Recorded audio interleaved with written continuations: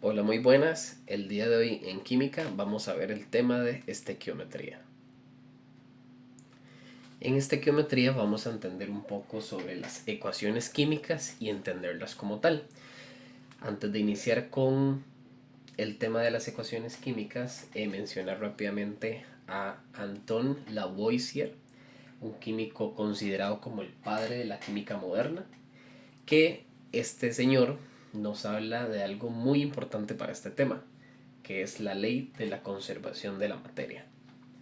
Este llegó a explicar que la materia no se puede crear ni destruir. Simplemente se conserva, puede transformar sus estados, pero nunca, nunca, nunca ni se crea ni se destruye. Solo se transforma, solo cambia. Esto es súper importante a la hora de entender sobre las ecuaciones químicas. Para empezar, vamos a ver como ejemplo qué es una ecuación química. Para entender una reacción química que sucede en la naturaleza o en el laboratorio como tal, se plasma de una forma de ecuación, como en álgebra o matemáticamente hablando, representamos operaciones o problemas mediante las ecuaciones numéricas. En química también tenemos ecuaciones químicas. Entonces, por ejemplo, para representar la reacción que se da cuando arde el hidrógeno molecular en presencia de oxígeno, nos da como resultado agua, como la conocemos.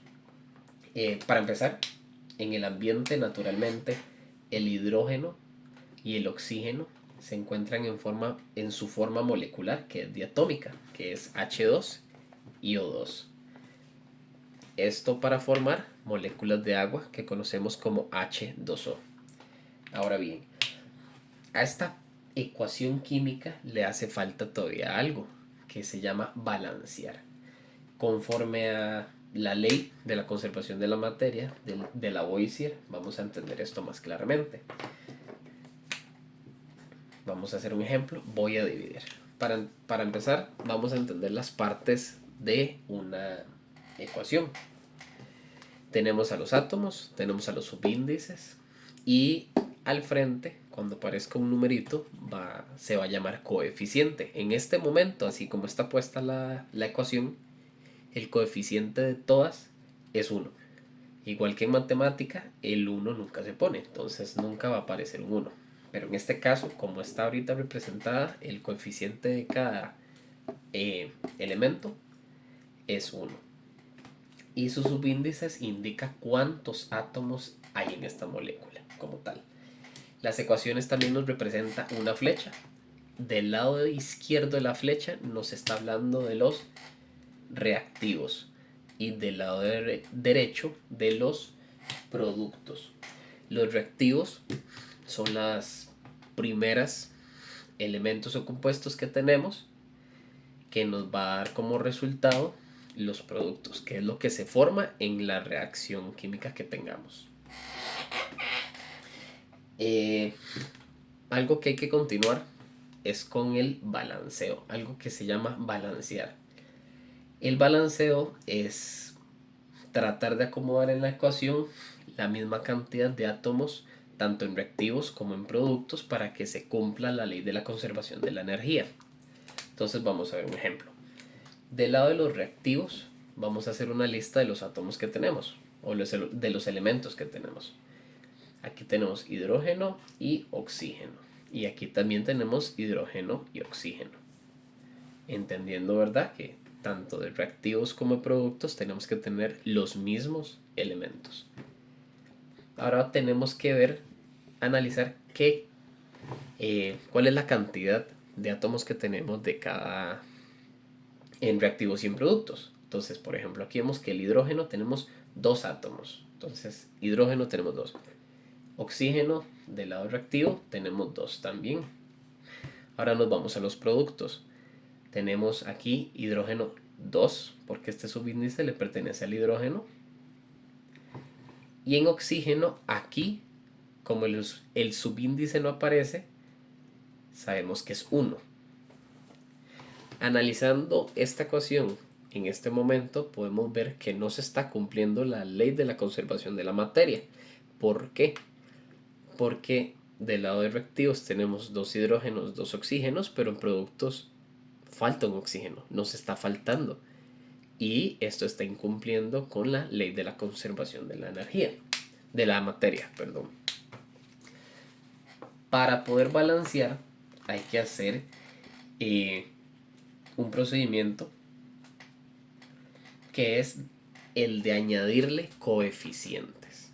Entonces, sabemos que aquí tenemos un oxígeno. ¿Cuánto necesitamos para que se iguale a este? Necesitamos 2 oxígenos. Entonces, para hacer que hayan 2 oxígenos aquí, como todo esto es una molécula ya junta, no está separado el hidrógeno y el oxígeno, ¿verdad? Esto es toda una molécula de agua. No podemos separarlo. Debemos de ponerle un coeficiente al inicio, que en este caso sería un 2. ¿Para qué un 2? Para que este 2 me multiplique el 1 que teníamos aquí de oxígeno, de tal forma que ya no vamos a tener un oxígeno aquí, sino vamos a tener 2 oxígenos. ¿Por qué? Porque el coeficiente es 2 y aquí hay un oxígeno. 2 por 1, 2. Pero vemos que también este coeficiente nos va a afectar a los átomos de hidrógeno, porque ahora también nos está diciendo que tenemos 2 por 2 hidrógenos. Entonces dejamos de tener en el lado de los productos 2 hidrógenos. Ahora tendríamos 4 hidrógenos. De tal forma que tenemos 2 oxígenos aquí, 2 oxígenos aquí, 4 hidrógenos aquí y aquí tenemos 2. Ahora hay que tratar de balancear este lado para que nos dé este mismo resultado. Entonces en los reactivos tendríamos que añadir algún coeficiente, que en este caso sería del lado de que nos hace falta. El hidrógeno nos faltan 2 para tener 4 como en el lado de los productos. Entonces, ¿qué hacemos? Aquí ya tenemos 2. Podemos poner de coeficiente un 2, de tal forma que tendríamos 2 por 2 hidrógenos. Ahora tendríamos en total entonces 4. De esta forma, esta ecuación ya la tendríamos balanceada, que sería 2 moléculas de hidrógeno diatómico más una molécula de oxígeno diatómico nos da como resultado 2 moléculas de agua. Los coeficientes nos representan la cantidad de moléculas que tenemos. Como observación importante, cuando realicemos balanceos en las ecuaciones, hay que entender siempre que los subíndices nunca los debemos de tocar ni cambiar, porque sí podemos manejar, cambiar y empezar a jugar con los coeficientes, que repito, ¿qué nos significa el coeficiente? La cantidad de moléculas que tenemos o de átomos que tenemos. Pero los subíndices sí nos hablan sobre la naturaleza de un compuesto. Como por ejemplo, no es lo mismo tener H2O que tener, es diferente que H2O2. Este subíndice ya le cambia la naturaleza como tal a este compuesto, lo cual no son iguales. H2O es el agua como tal y H2O es peróxido de hidrógeno o conocido comúnmente como agua oxigenada. Por último, un paso importante es que en las ecuaciones químicas tenemos que añadirle otro elemento que le llamamos el estado de agregación. Los estados de agregación que conocemos en las ecuaciones químicas son 4, que es sólido, líquido, gaseoso y disolución acuosa. Sólido, líquido y gaseoso ya los conocemos anteriormente, los estados de la materia. Y acuoso es todos aquellos compuestos que se encuentren en una disolución acuosa. O sea, disueltos como tal en agua, puede ser, que generalmente es el disolvente universal. Entonces, añadiendo los estados de agregación a nuestra ecuación, sería agregar el estado en el que se encuentra. En este caso el hidrógeno diatómico es gaseoso. Ponemos la letra entre paréntesis, oxígeno gaseoso, y nos forma 2 moléculas de agua en estado líquido. Y de esta forma ya tendríamos toda una ecuación química balanceada y con sus estados de agregación. Ahora vamos a ver otro ejemplo. En la reacción del metano, que es este compuesto, que es el principal compuesto del gas natural, cuando arde en presencia en el aire, que tenemos oxígeno, y nos da como resultado dióxido de carbono y agua. Entonces, para iniciar con el balanceo, hay que contar cuántos átomos tenemos, tanto del lado de reactivos como el de productos. Para iniciar de este lado tenemos solamente un carbono, tenemos 4 hidrógenos y tenemos 2 oxígenos. Y del lado de productos tenemos un carbono, tenemos 2 hidrógenos y tenemos aquí 2 oxígenos y de este lado 1, para tener en total 3. Entonces podemos observar que en carbonos estamos igualitarios, pero los hidrógenos del lado reactivo nos faltan 2 y en el lado del lado de productos nos faltan 2 y en el lado de reactivos nos falta un oxígeno. Entonces vamos a empezar a balancear. Para iniciar, balanceemos el hidrógeno de este lado añadiéndole un coeficiente 2 al inicio de la molécula del agua. Al añadirle el coeficiente 2, esto nos cambia ahora a 4 hidrógenos.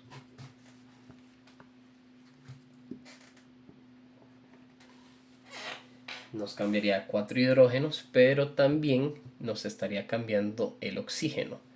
Aquí había 1 y ahora sería 2 por 1, 2 oxígenos de este lado.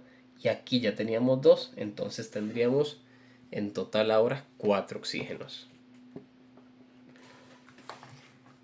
Y ya carbonos están iguales, hidrógenos iguales y nos falta oxígenos ahora del lado de los reactivos, que está bastante sencillo, ya que tenemos aquí la molécula de oxígeno para solo añadirle el coeficiente de 2, para tener 2 por 2, 4, y ya ahora tener 4 átomos de oxígeno.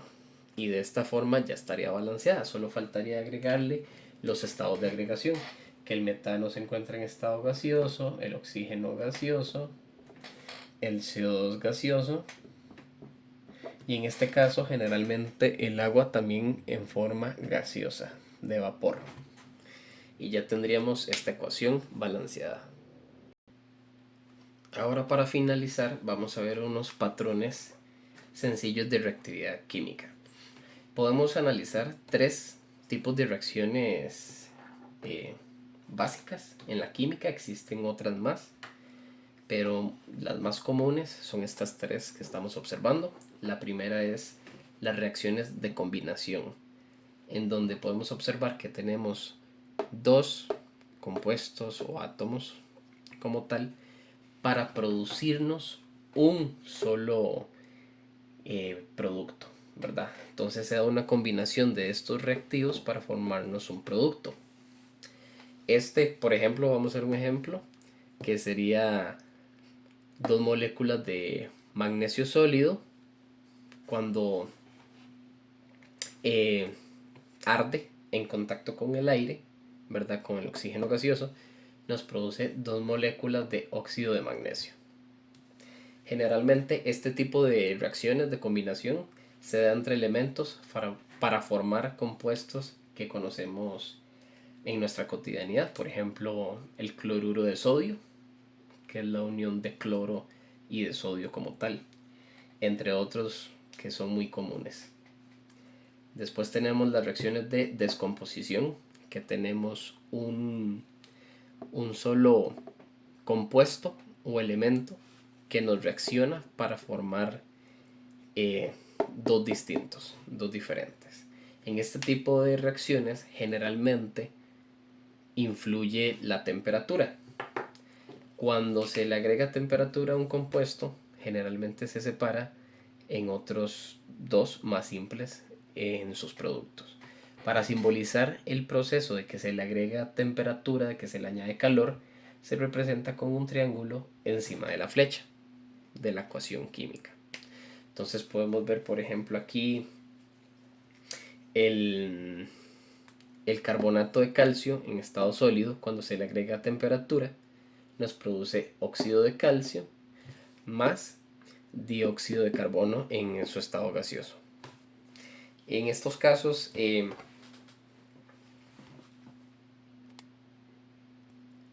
por ejemplo, podemos encontrar este caso en particular. El carbonato de calcio se encuentra en las conchas y en las piedras calizas, y se hace en laboratorio su descomposición para crear óxido de calcio, que se le conoce como la cal o la cal viva, que esta a su vez nos ayuda a formar vidrio y otros compuestos útiles en la industria. Este otro ejemplo que les presento es el compuesto de ácida de sodio, que es súper importante para la construcción de las bolsas de aire de los vehículos. Aquí esta reacción es de la ácida de sodio también en una reacción que involucra un incremento de temperatura, nos da como sus productos dos moléculas de sodio en estado sólido y tres moléculas de nitrógeno diatómico en estado gaseoso. Esto es lo que hace súper importante su utilización para las bolsas de aire, porque su función en los vehículos es que se presenta la ácida de sodio y existen cápsulas que crean combustión, unas microcápsulas que cuando sucede un choque, un impacto fuerte, estas cápsulas se rompen liberando temperatura para que este compuesto se reaccione formando estos dos productos, de tal forma que este sólido es insignificante en la situación, pero lo importante es este lado, la formación de nitrógeno gaseoso. Esto es lo que permite que la bolsa de aire se infle en cuestión de segundos. Como dato, por ejemplo, 10 gramos de ácida de sodio puede llegar a producir hasta 50 litros de nitrógeno gaseoso. Entonces, con un poquito, que realmente es bastante poco, 100 gramos, imagínense lo que puede estar formando 50 litros de nitrógeno gaseoso. Por eso es tan útil este compuesto para estos fines de las bolsas de aire. Y por último tenemos las reacciones de combustión, que esta no es una fórmula por ley, pero generalmente cuando un hidrocarburo se quema en el aire, siempre va a llegar a formar dióxido de carbono y agua. Entonces, con este ejemplo, aquí tenemos la molécula del propano gaseoso, que este es el que se utiliza más comúnmente en la cocina, en las cocinas de gas. Entonces aquí tenemos que una molécula de propano en estado gaseoso más 5 moléculas de oxígeno diatómico presentes en el aire, en combustión va a llegar a producir 3 moléculas de dióxido de carbono en estado gaseoso y 4 moléculas de agua también en estado gaseoso. Y de esta forma llegamos al fin de la clase de hoy. Hasta luego.